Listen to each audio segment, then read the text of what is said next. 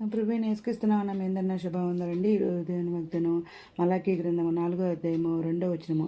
అయితే నానామందు భయభక్తులు వరకు మీకు నీతి సూర్యుడు ఉదయించును, అతని రెక్కల ఆరోగ్యం కలగజేయును. కనుక మీరు బయలుదేరి కొవ్విన జోడులు గంతులు వేయనట్లు గంతులు వేయుదురు అనే వాగ్దానం ఇచ్చండి. పరిశుద్ధాత్మగా అర్ధరాత్రులు ప్రార్థన చేసి స్థితులు చెల్లించి మళ్ళీ ప్రార్థన చేశాను. దేవుని అడిగినప్పుడు దేవుడే వాగ్దానం ఇచ్చారని వెంటనే చదువుతున్నాను. అయితే ఇక్కడ దేవుడే మనం ఉదయకాల సాయంత్రం ప్రార్థన చేస్తున్నాం, ఉపవాస ప్రార్థన చేస్తున్నాం. బైబిల్ అయితే పూర్తిగా రాస్తానండి. 3 సంవత్సరాలు పెట్టింది బైబిల్ రాయటానికి. దేవుడి కృప వల్ల ఇంకా ధర్మశాస్త్రం ధ్యానిస్తున్నాం, సత్యయాగం చేస్తున్నాం. మనం ప్రార్థన అనుగ్రహించే దేవుడు అనమాట.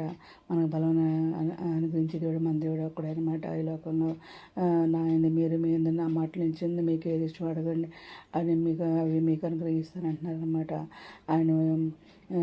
ఆయన మందు మనం బైబిల్ కలిగి ఉన్నాం కాబట్టి మనకి నీతి చూడ తీస్తానంటున్నారు అనమాట. అతని రెక్కలతో ఆరోగ్యం కలిగేస్తానని అంటున్నారు అనమాట. అప్పుడు మనం బయలుదేరి కొబ్బిందుడు గంతులు వేస్తానంటున్నారు అనమాట. ఎముకలకు ప్రభుత్వం ఏ సెలవు వచ్చింది, ఏమనుక మీ బతికినట్లు మీద జీవార్త రప్పిస్తాను అంటున్నారు అనమాట.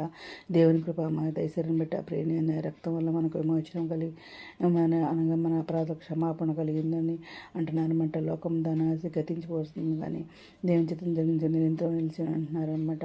ఐశ్వర్యం గొప్పతనం నా వల్లనే కలిగిన నీవు సమస్త వేరువాడను బలమందని పరాక్రమాన్ని నీ దానంలో అంటున్నారు.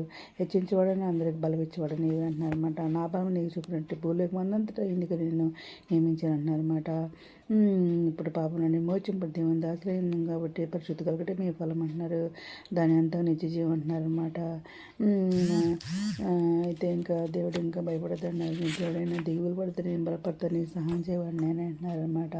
నీతి అనే దక్షిణాస్తం నేను ఆదుకుంటాను, ఎందుకంటే నన్ను ప్రేమిస్తాను కాబట్టి నేను తప్పిస్తాను అంటున్నారు. నేను నామం కాబట్టి నేను కనపరుస్తాను అంటున్నారు అనమాట.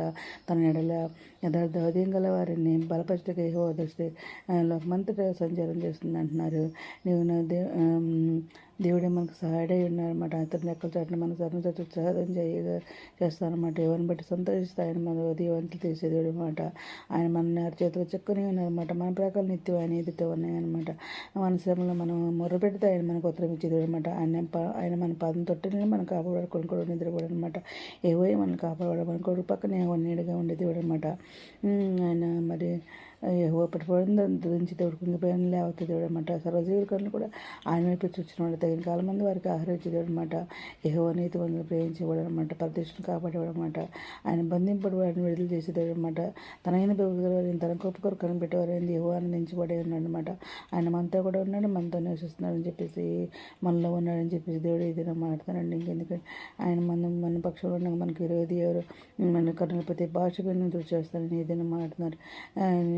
మరి అతని రెక్కలు ఆరోగ్యం కలిగేస్తాయని చెప్పి దేవుడు మనకు వాగ్దానం ఇస్తున్నారు. అప్పుడు మనం కొవ్విందులు గంతులు వినట్టు గంతులు వేస్తామని చెప్పేసి ఏదైనా వాగ్దానం మన చేతుల్లో మరి నెరవేరని కోరుకుంటూ మరి ఈరోజు ప్రార్థన చేసుకుందాం. మౌనతలో శాశ్వతంతో ధర్మైన మనకి ఎలా చూపిస్తున్నారు ప్రపంచాలు ప్రతి పేరు పేరు జ్ఞానం చేసుకుని ప్రతి బిడ్డ అవుతుంది అక్కడ జరిగి బలపరిచిన ఏమైనా కావాలని కావాలంటే ఎక్కడ చెప్తున్నాను. ఉద్యోగాలు వచ్చింది, అదే ప్రశ్న అదే సహాయం వచ్చింది. అనారోగ్యం స్వస్థపరచండి, వేదం దక్కున వదచండి, మిగిలిన వారిని లేకుంటే రక్షణ రక్షణ ఎత్తిన మిత్రులు రాని మీద సిద్ధపిండి చెప్పిన ఎత్తడంలోనే బాగా దయచేయమని మా ప్రభు పేరుని యేసుక్రీస్తు పరిశుద్ధమైన అడిగి పెట్టుకుని ప్రార్థిస్తానండి.